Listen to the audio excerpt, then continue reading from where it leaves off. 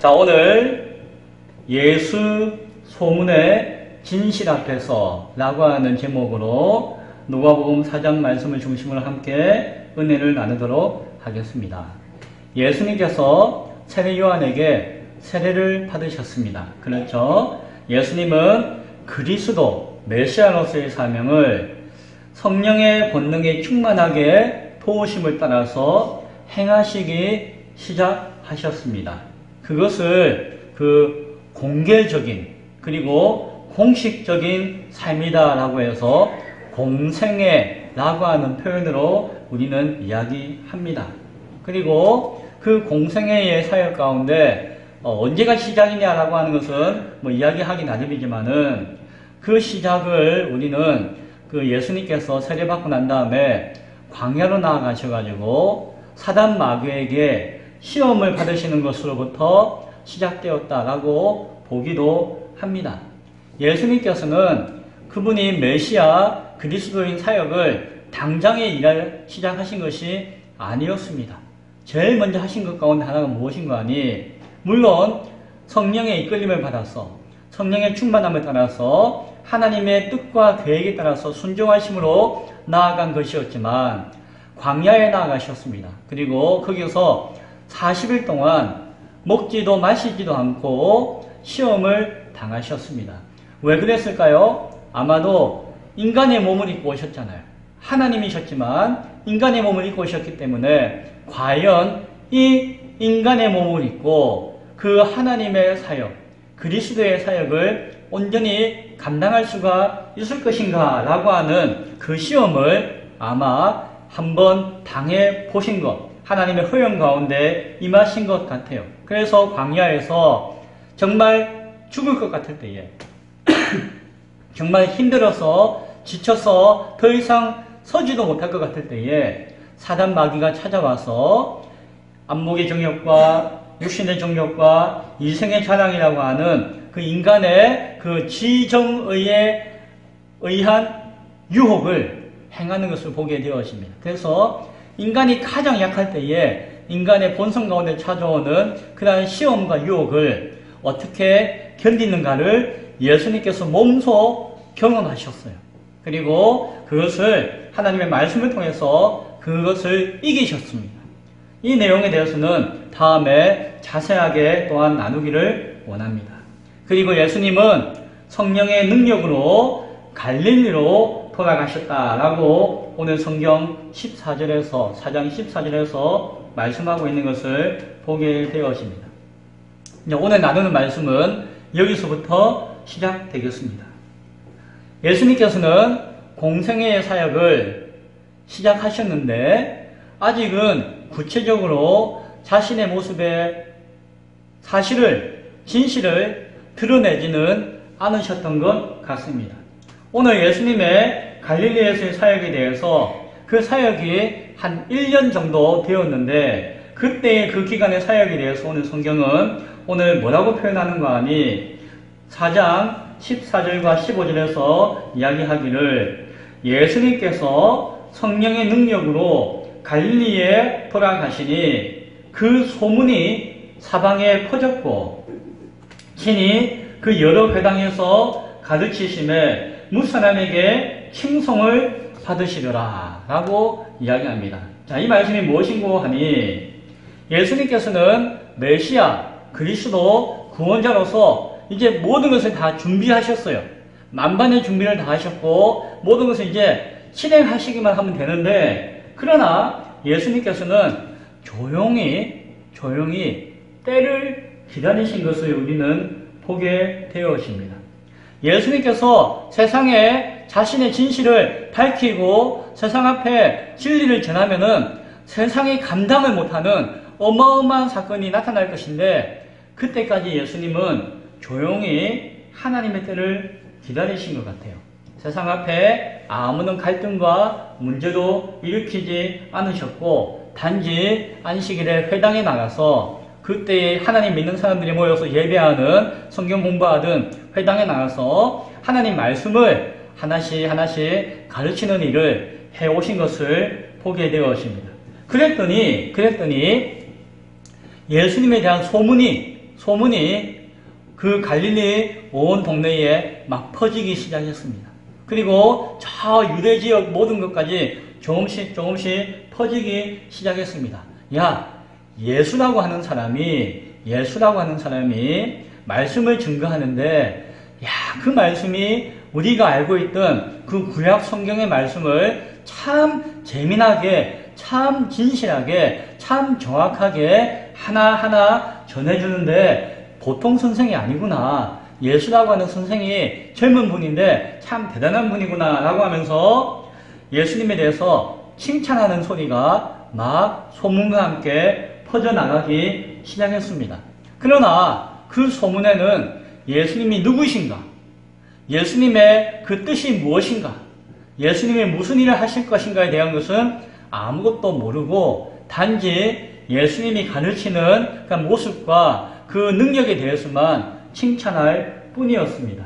야, 젊은 선생이 말씀을 기차게 참 잘 가르치네. 보통이 아니네. 라고 하면서 소문이 퍼져나갔습니다. 그런데 이 선생이 이적과 기적도 일으키는 것도 보았거든요.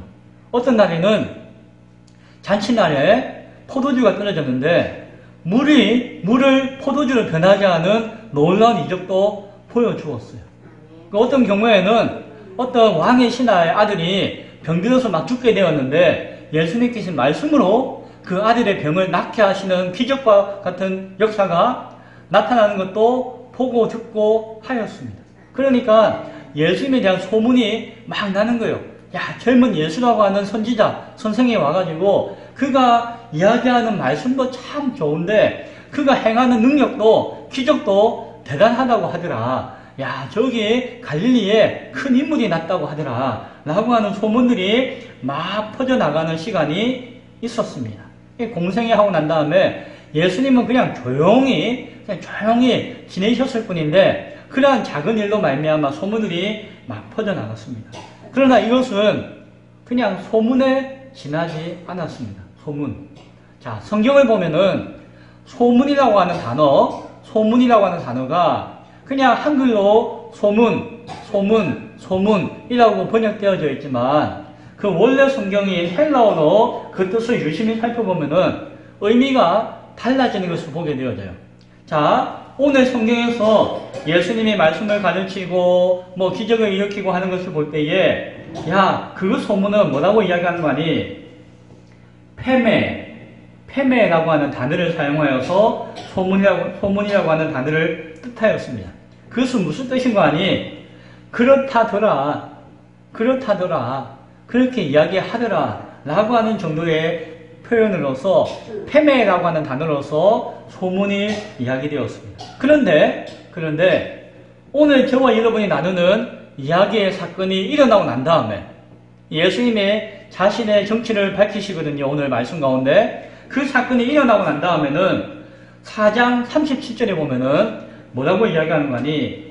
예수의 소문이 그 근처 사방에 퍼지더라 라고 이야기하는데 그때의 소문이라고 하는 단어는 무슨 단어인 거 아니? 에코스라고 하는 단어예요. 에코스.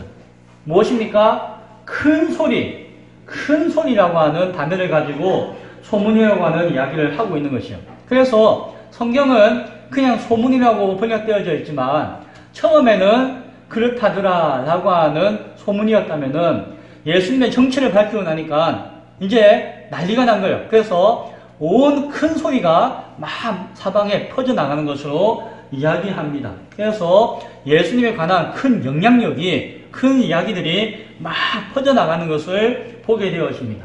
그리고 난 다음에 5장 15절에 보면은 또 예수의 소문이 더욱 퍼짐에라고 하는 단어가 표현이 나오는데 여기서의 소문은 헬라어로 뭐라고 하는 거 아니? 로고스라고 해요. 로고스가 무슨 뜻인 거 아니? 말씀이에요. 말씀. 그러니까 나중에는 예수님에 대한 소문이 이렇다더라가 아니라 예수님이 하신 말씀이, 예수님이 하신 그 말씀의 뜻이, 그 말씀의 가르침의 가치가 막 퍼지기 시작하는 것입니다. 예수님의 소문은 처음에는 야, 그렇다더라 라고 하는 소식이 막 전해졌는데 나중에는 이 무슨 난리야 하면서 막 큰 소리로 영향력으로 퍼지기 시작했고 나중에는 그 말씀이 막 증거되어 나타나는 것으로 소문의 모습이 바뀌어 갔다는 것이. 그래서 한글로서는 그냥 소문이 퍼졌다라고 이야기하고 있지만 예수님이 본인의 모습과 본인의 사역을 구체적으로 표현하면서부터 그 소문의 의미는 달랐다는 것이. 그리고 오늘 저와 여러분이 읽었던 오늘 14절에서의 소문은 무엇이다? 그냥 그런가 보다 라고 하는 소문이었어요. 그래서 이때 소문이 퍼지면서 사람들이 아이고 칭찬하면서 칭송하였다라고 하는 것도 무엇인가 하니 예수님은 메시아시다. 예수님은 위대한 분이시다. 하나님의 말씀의 증거자이시다. 뭐 이런 것을 알고 막 칭찬하는 것이 아니라 아이고 좋은 선생이 위대한 선지자가 나셨네. 야 대단하더라 라고 하는 정도의 그냥 칭찬을 이야기하는 것이. 그래서 아무도 예수님에 대해서 시비하는 사람도 없었고 그냥 좋은 선생으로서 참 대단하네 라고 하는 칭찬이 막 퍼지는 것이 예수님이 공생에 사역하고 있는 약 1년의 시간 동안에 나타났던 모습이었다. 예수님은 사람들이 뭐라고 하든지 상관없이 그 일을 하셨어요. 정작 예수님은 자신에 대한 소문이 막 널리 퍼져가고 자신의 인기가 막 높아져 갔지만 예수님은 그냥 일부러 모른 체 하셨어요. 자신의 인기가 높아지든지 말든지 자신의 소문이 퍼지든지 말든지 그것과는 상관없이 자신의 길을 가셨어요. 예수님이 하시는 것을 행하신 모습을 보면은 참 재미가 있습니다. 예수님은 남들이 뭐라고 하는 걸 듣지 않고 그냥 자신의 길을 뚜벅뚜벅 가시는구나. 우리 같았으면은 이렇게 소문이 나고 인기가 나면은 인기 좋잖아요. 그러면 이걸로 막 돈도 벌고 막 무슨 명성도 얻고 무슨 사업도 하고 하면 좋을 것인데 예수님은 그러지 않으셨어요. 소문이 나든지 말든지 인기가 높아지든지 말든지 아랑곳하지 않고 자신이 할 일을 하나하나 하시는 것을 보게 되었습니다. 성경을 보면은 예수님께 세례를 주었던 세례 요한이 막 활동을 하였습니다. 예수님이 공생의 사역을 하시는 것과 동시에 세례 요한도 그 일을 했어요. 그러나 세례 요한은 예수님을 준비하는 사람의 사명을 가지고 있었기 때문인지 몰라도 강하고 담대한 도전의 말씀을 막 선포하고 타협하지 않고 막 부딪히면서 미움도 받으면서 그 선지자적인 사명을 하다가 헤롯 왕에게 누명을 쓰고 투옥이 되고 얼마 안 있다가 순교당하게 되었어요. 죽음을 당하게 되었어요. 예수님은 세례 요한이 갇힐 때까지는 가만히 계셨어요. 그런데 세례 요한이 감옥에 갇히고 나서 더 이상 말씀을 전하지 못할 때에 그제서야 예수님이 이제 서서히 하나님 나라와 하나님의 회개의 복음과 말씀을 하나씩 전하시기 시작한 것을 보게 됩니다. 그래서 예수님이 처음 1년 동안 사역한 모습을 가만 보면은 마태복음, 마가복음에는 아예 언급도 안 해요. 누가복음에는 오늘 2절에서 잠깐 이야기해요. 그러니까 요한복음이라고 하는 성경에는 그 내용이 좀 많이 나오지만은 그래서 그 내용을 보면은 그냥 정중동 조용하다가 가만히 계시다가 조금 움직이시는 것 같은 그런 모습으로 일하시는 것을 보게 되어집니다.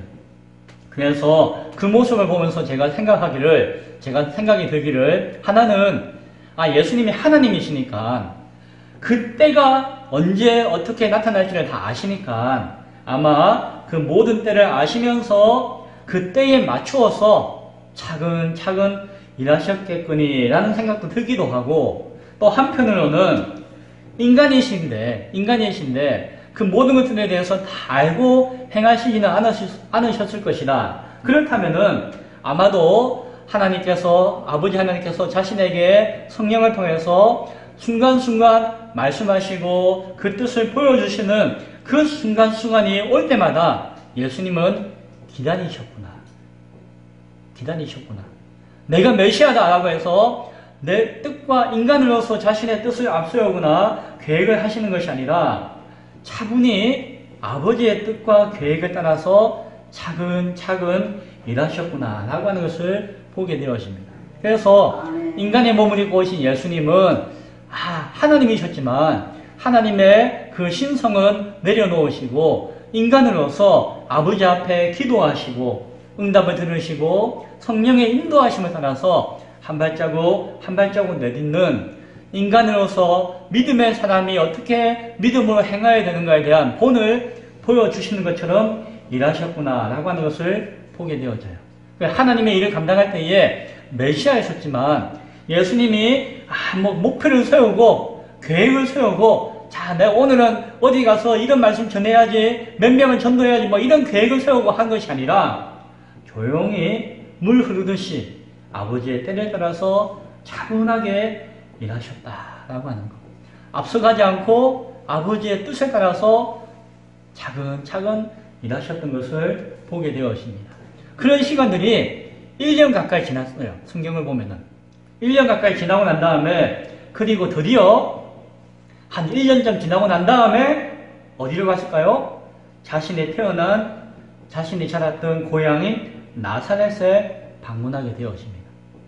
그러니까 예수님은 나는 이제 메시아로서의 사명을 감당해야 된다 해서 어디로 갈까 하다가 내 고향 사람들에게 가서 증거해야지 라고 하신 것이 아니라 조용히 성령의 인도하심에 따라서 일하시고 쉬시고 계획하시는 그 모든 사역을 1년 가까이 거치면서 소문은 막 번성해지고 있고 예수님에 대한 기대감이 생기는 그때까지 기다리시다가 그제서야 오늘 16절에 고향 나사렛에 방문하게 되었습니다.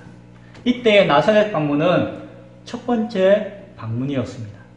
두 번째 방문이 있었는데 그것과 첫 번째 방문이 혼돈하는 경우가 있지만은 조금은 구분해야 될 내용이다라고 하는 것을 성경을 통해서 우리는 확인하게 되었습니다.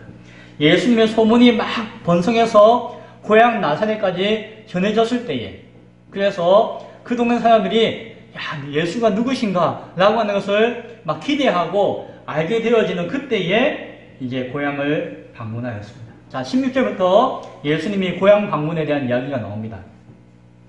안식일이 되었습니다. 늘 하셨던 대로 예수님은 고향 나사렛에서도 회당으로 들어가셨습니다. 그리고 회당에 모여서 예배하고 말씀 보고 있는 그 사람들과 함께 하시면서 회당에서 예배할 때는 성경을 읽는데 읽어야 할 내용이 매주마다 정해져 있거든요. 그래서 항상 율법서의 말씀과 예언서의 말씀과 성문서의 말씀을 골고루 이렇게 나누어서 읽었는데 이날도 앞서서 누군가가 율법서의 말씀을 읽었을 것이에요. 한 부분을 읽고 그 다음에 예언서의 말씀을 낭독한 순간에 예수님께서 자리에서 딱 일어나서 성경을 받으셨습니다. 그 당시의 성경은 이런 책이 아니라 파피루스라고 하는 아주 큰 두루마리와 같은 책이었어요. 그래서 그것을 둘둘둘 말려있는 것을 쫙 펴가지고 이렇게 성경을 읽었는데 예수님이 자신에게 주어진 그 말씀을 찾아서 이사야서 16장의 말씀을 읽으시는 장면이 오늘 성경에 나옵니다. 그리고 그 말씀이 18절과 19절에 있는 말씀이었어요. 주의 성령이 내게 임하셨으니 이는 가난한 자에게 복음을 전하게 하시려고 내게 기름을 부으시고 나를 보내사 포로된 자에게 자유를, 눈먼 자에게 다시 보게 함을 전파하며 눌린 자를 자유롭게 하고 주의 은혜의 해를 전파하게 하려 하심이라 라고 하는 말씀까지 읽었어요. 이 이사야서 61장에 있는 말씀이 무엇인가 하니 메시아가 장차 오실 것인데 그 메시아가 기름 부음 받은 메시아가 오셔서 이 땅 가운데 어떤 일을 하실 것인가 라고 하는 말씀을 소개하는 글이 그날 예언이 담겨져 있는 말씀이었습니다. 예수님은 그 말씀을 쭉 읽으셨는데 이사야서 61장에는 말씀이 계속 이어지는데 예수님은 이어지는 말씀을 읽지 않고 그냥 절반만 뚝 잘라서 읽으셨어요. 은혜의 해를 전파하게 할 것이다 라고 하는 부분까지 읽으시고 그 나머지 부분에는 하나님이 심판하실 것이다. 이방인들을 심판하시는 날이 올 것이다. 그 일을 감당하실 것이다 라고 하는 내용이 나오는데 그것은 의도적으로 읽지 않으셨어요. 그리고 뚝 잘라서 성경을 덮어가지고 전해 주었습니다.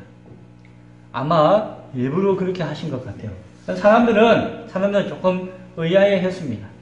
메시아가 해야 되는 일, 크게 두 가지가 있다고 성경이 이야기하고 있는데, 구약 성경에 그 두루마리에 하나는 무엇인가 하니, 은혜의 해를 전파하는 것입니다. 그래서 막 갇혀있는 사람에게 자유를 주고, 가난한 사람에게 기쁜 소식을 전해주고, 이렇게 병든 자를 낫게 해주고 하는, 그러니까 영적인 희년, 영혼의 해방을 선포하고 그것을 이루어주시는 분이 메시아 그리스도시다. 그분이 하시는 일이다 라고 하는 말씀이 나와 있고, 또 하나는 무엇인가 하니 하나님의 보복의 날이다.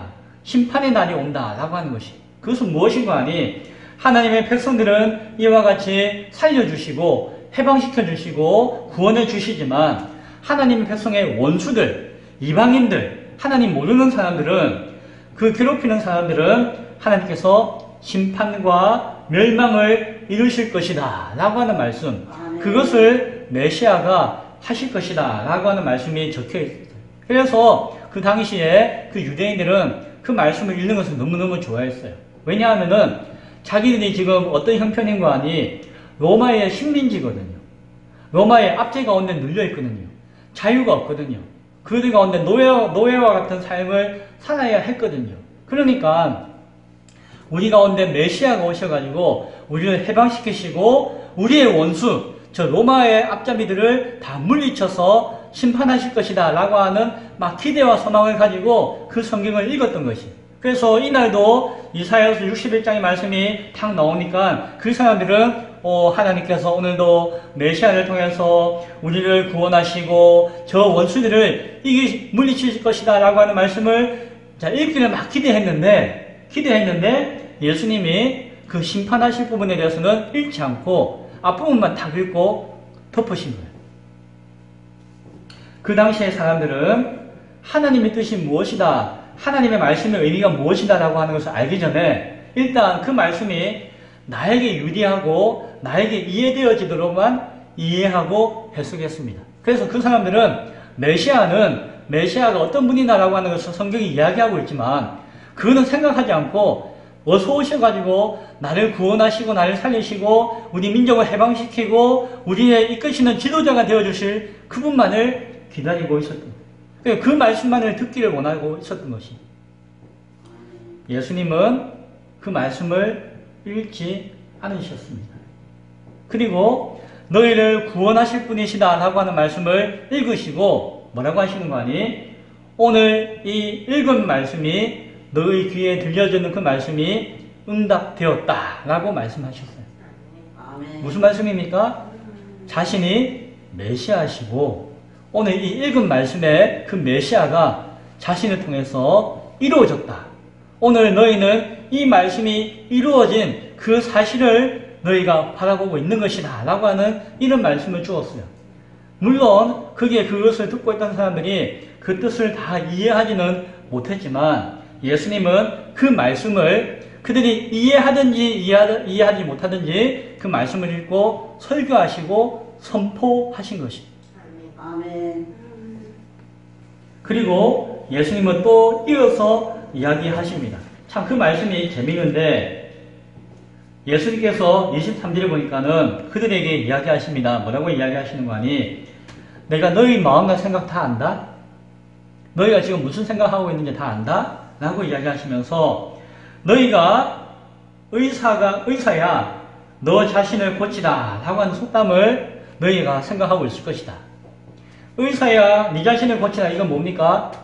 다른 사람 고치고 말 거 아니라 병들었으니까 의사 당신이나 먼저 고치세요 라고 하는 속담이에요. 우리 요즘 말로 이야기하면 무슨 의미를 가지고 있는 거 아니? 니나 잘하시오.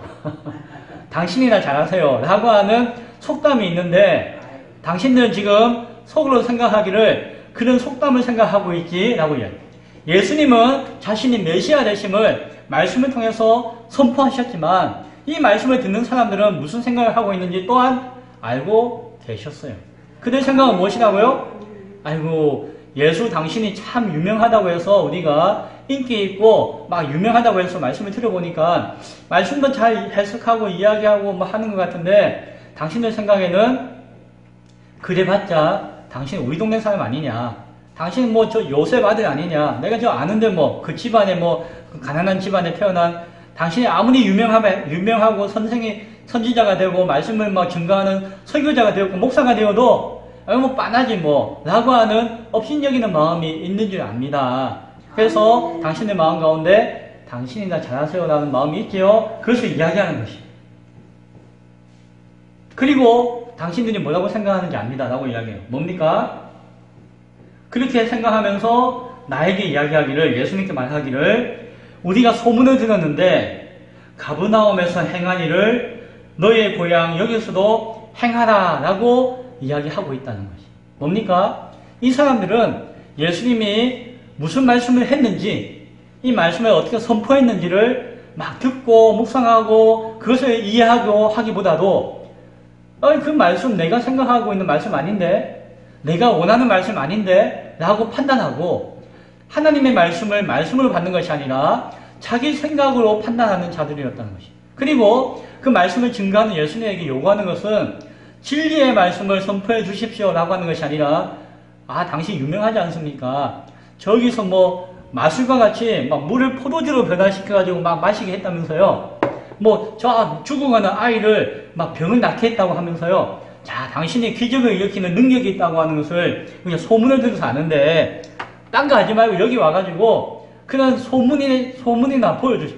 막 병도 낫게 하고 마술과 같은 기적도 보여주고 그 하나님의 능력을 여기서 보여주십시오. 우리는 그것을 막 기대합니다 라고 생각하고 있다는 것을 예수님이 알고 계시다는 것입니다. 예수님은 지금 회당에서 무엇을 이야기하기 원하셨습니까? 당신들 하나님 믿는다고 하면서 하나님 말씀을 사모합니다 라고 하면서 정작 말씀을 증거하니까 정작 하나님의 메시아가 왔는데도 불구하고 못 알아본다는 것이. 그리고 이 말씀을 증거하니까 그 말씀 내가 생각하고 있는 말씀하고 다르네 라고 하면서 자기 생각대로 말씀을 바라보고 있다는 것이. 그리고 속으로는 엉뚱한 생각하고 있다는 것이. 그것을 예수님은 다 알고 있다라고 이야기하십니다. 그리고 또 이르되, 또 뭐라고 이야기하는 거 아니? 자, 24절 이하에 내가 진실로 이르노니 선지자가 고향에서는 환영을 받을 자가 없다 라고 하면서, 당신들 그냥 소문 듣고 막 인기 많다고 해서 나를 막 성경도 읽으라고 하고 설교도 하라고 이야기하지만 정작 나를 믿는 사람은 없지요. 다 나를 시기하고 질투하고 꽁하고 업신여기고 있지요 라고 하는 것을 나는 다 알고 있다 라고 하고, 내가 전하는 말씀과 나의 메시아 되시면 너희가 그렇게 평생을 믿음 생활을 한다고 하면서도 전혀 모르고 있다라고 하는 것을 이야기하시면서 25절에서 있는 이야기합니다. 뭐라고 하는 거 아니? 자, 내가 참으로 정말 이야기하니까 잘 들어라. 뭐라고 이야기하는 거 아니? 당신들이 잘 알고 있는 그 구약의 말씀 가운데 너희들이 그렇게 존경하는 엘리야라고 하는 선지자 알지 않느냐? 그의 스승 엘리사라고 하는 그 선지자 알고 있지 않느냐? 자, 그때에 무슨 일이 있었는 거 아니?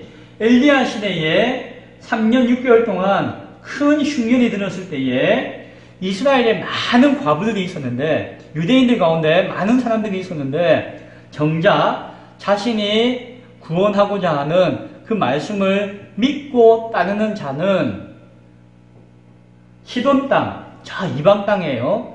시돈 땅에 있는 사렙다라고 하는 하나의 과부밖에, 한 여인밖에 없었다라고 하는 이야기예요. 무슨 말입니까? 하나님 잘 믿는다라고 하는 수많은 사람들이 있었지만, 많은 과부들이 있었는데, 정작 참된 선지자 엘리야의 말을 듣고 구원받는 사람은 너희들이 업신여기는 저 이방인 가운데 한 사람 여인밖에 없었다라고 하는 이야기를 하는 거예요. 또 이야기를 하는데 뭐라고 하는 거 아니? 자, 선지자 엘리사 때에 이스라엘에 나병 환자, 옛날 말로 문둥병이죠. 나병 환자가 엄청나게 많았는데, 엘리사가 그 병을 치료해주고자 하시고 그 진리 가운데서 말씀으로 증가하여서 치료하실 때에 그것을 믿고 깨끗하게 치료받은 사람이 누구밖에 없었다? 저 이방 사람 가운데, 유대인이 아니고 이방 사람 가운데 수리아라고 하는 이방 지역에 있는 나만이라고 하는 사람 한 사람밖에 없었다라고 하는 말씀을 하고 있습니다. 뭡니까? 하나님 잘 믿는다라고 하고 성경 말씀 잘 안다라고 이야기하면서도 정작 참된 선지자가 회복을 선포하고 구원을 선포하고 구원의 은혜를 베풀 때에 정작 하나님의 백성이라고 하는 사람들은 아무도 듣지 않고 아무도 믿지 않고 아무도 신뢰하지 않고 이방 사람 가운데 그냥 한 사람이 구원받게 되어지고 이방 사람 가운데 한 사람이 치유받게 되어진 역사가 성경 말씀 가운데 있지 않느냐라고 이야기를 하고 있다고 하는 것입니다.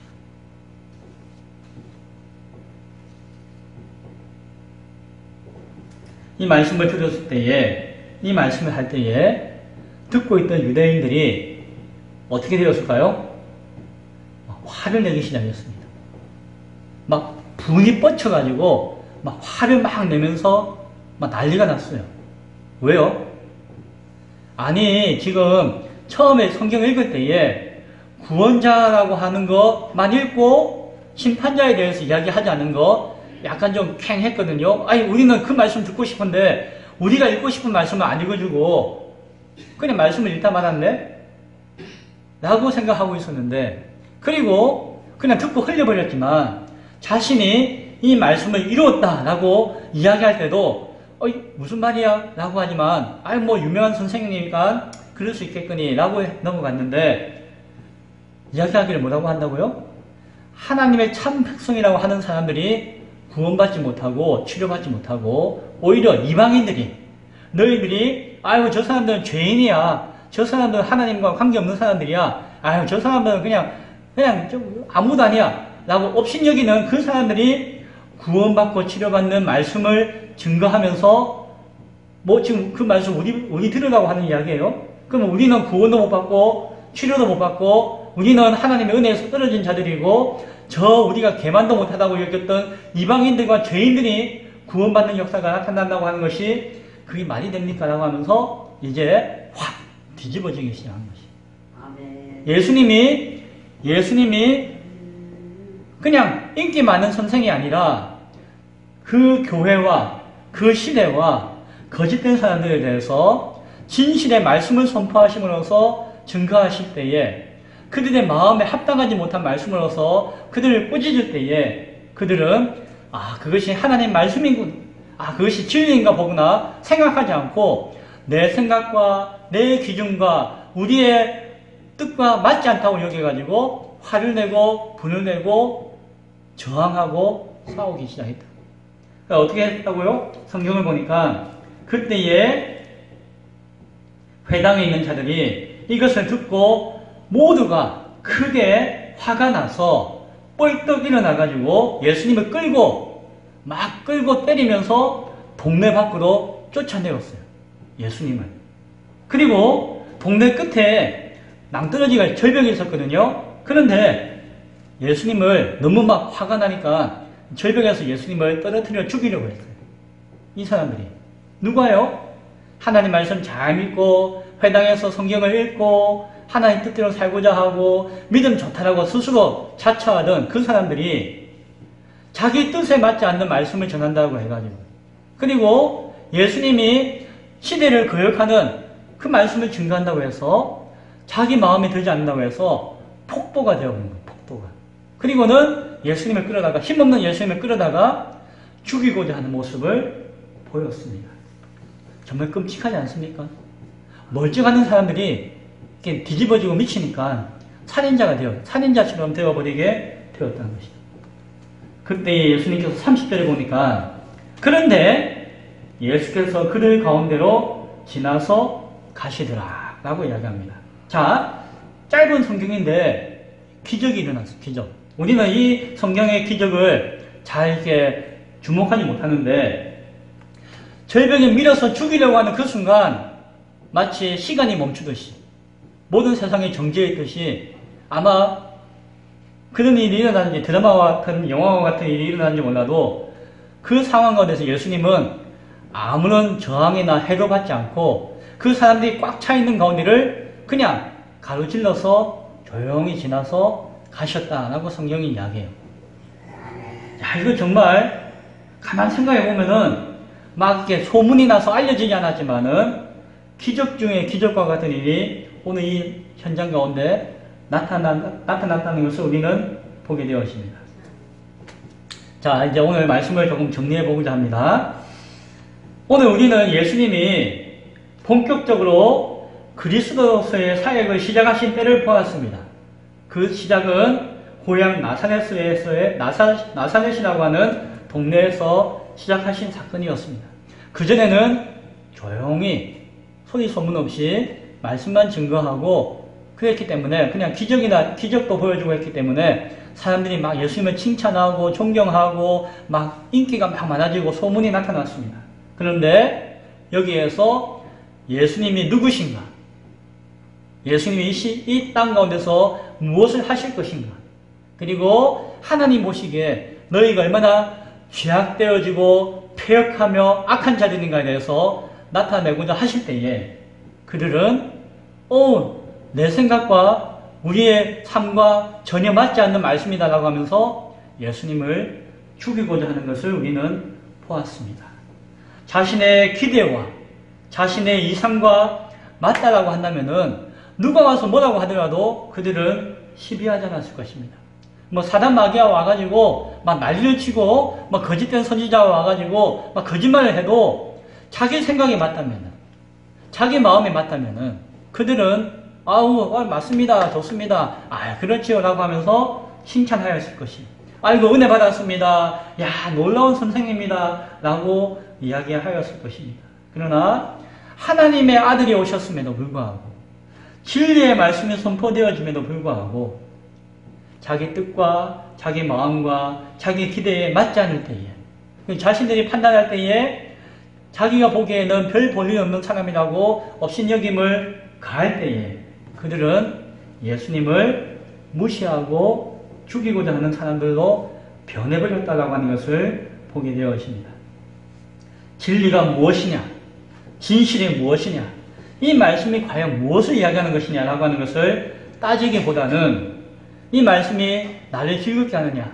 이 말씀이 나에게 유익이 되느냐? 나를 위로하고 나를 부자가 되게 하고 나를 그냥 자유롭게 하고 하는 나를 해방시켜주는 그런 말씀이냐? 라고 하는 것을 생각해서 은혜 받았습니다. 아이고 감사합니다. 라고 하는 그런 것 가운데 빠져있는 사람들이 아닌지를 우리는 바라볼 수가 있어야 할 것입니다. 나는 구원받았습니다. 라고 하는 종교적인 자부심과 자기 자랑, 자기 의, 자기 것만을 막 가득 채워서 저 이방인들, 저 죄인들, 저 사람들은 글렀어 라고 판단하면서 참된 복음을 그들에게 전하고 구원을 가르치고자 하지 않고 자기의 신앙의 만족 가운데 빠져서 머물고 있는 그들 앞에 당신은 자기를 부인해야 됩니다. 자기 십자가를 지고 좁은 길을 가야 합니다. 라고 하는 가르침은 귀에 들리지 않는 것을 우리는 바라보게 되었습니다. 예수님을 죽이고자 하였습니다. 그때부터 예수님의 공생애의 사역은 본격적으로 시작되는 것이었어요. 이제 예수님은 이때부터는 강하게 나아가셨습니다. 물론 기적도 일으키고 죽은 자도 살리시고 병든 자도 치유하시는 메시아로서의 회복의 역사도 감당하셨지만 심판의 메시지도 선포하셨습니다. 그러나 그 심판의 메시지는 단순히 유대인들은 구원받고 이방인들은 심판받는다라고 하는 메시지가 아니라 하나님의 말씀과 뜻 가운데 바르게 서 있는 사람이 하나님의 선민이며 그들이 참된 하나님의 백성이지 겉으로 보기에 이방인이요 겉으로 보기에 죄인이라고 해서 함부로 업신여겨서는 안 되고 함부로 판단해서는 안 되고 겉모습을 가지고 스스로 안주해서는 안 된다라고 하는 강한 메시지를 선포하였습니다. 그 결과 온 세상 사람들과 유대인들은 예수님을 한편으로는 죽이고자 하는 사람들이 막 생겨나기 시작했고 종교 지도자들도 예수님을 눈에 가시처럼 여기기 시작했고 결국 2년 뒤에 십자가에 못 박아 죽이는 죄도 없지만은 그렇게 미워하고 정죄하고 하다가 결국에는 예수님을 죽이는 그들이 되고 만 것을 우리는 보게 되어집니다. 처음에는 우리의 메시아이십니다. 우리의 선생님이십니다. 라고 칭찬하였던 그 사람들이, 그 소문이 넘쳐났던 그 사람들이 나중에는 예수님을 십자가에 못 박는 사람이 되어 버렸습니다. 오늘 우리 교회는 어떠한지를 돌아보아야 할 것입니다. 이방인들을, 불신자들을 무시하고 자기들만의 세상에서 자기들만을 위한 신앙과 삶 가운데 빠져있는 이러한 이스라엘 백성들이 아닌지를 우리는 살펴보아야 할 것입니다. 위로받기 좋아하고 은혜받기 좋아하고 자기 뜻에 맞는 말씀을 따르고 신앙하고자 하지만 정작 그 말씀이 진리이냐 진실이냐 정말 그 말씀이 참이냐라고 하는 것을 생각하고 설령 내 삶과 내 뜻과 내 생각과 맞지 않는다 할지라도 그 말씀 앞에 자신을 굴복시키는 자의 모습이 있느냐 있지 않느냐를 우리는 바라보아야 할 것입니다. 참된 신자는, 참된 성도는 내 뜻에 맞는 말씀에 은혜 받는 것이 아니라 그 말씀이 진리라고 한다면은 내 뜻을 꺾고 그 앞에 무릎 꿇을 수 있는 자가 참된 신자인 줄로 믿으시기 바랍니다. 하나님의 뜻이 참이라고 한다면은, 하나님 말씀이 참이라고 한다면은 나의 기대와 나의 생각과 나의 계획이, 나의 뜻이 다 무시되어지고 무너진다 할지라도 그 앞에 먼저 따라갈 수 있는, 그 앞에 순종할 수 있는 그냥 우리 모두가 될 수 있기를 간절히 축원드립니다. 아멘. 기도하겠습니다.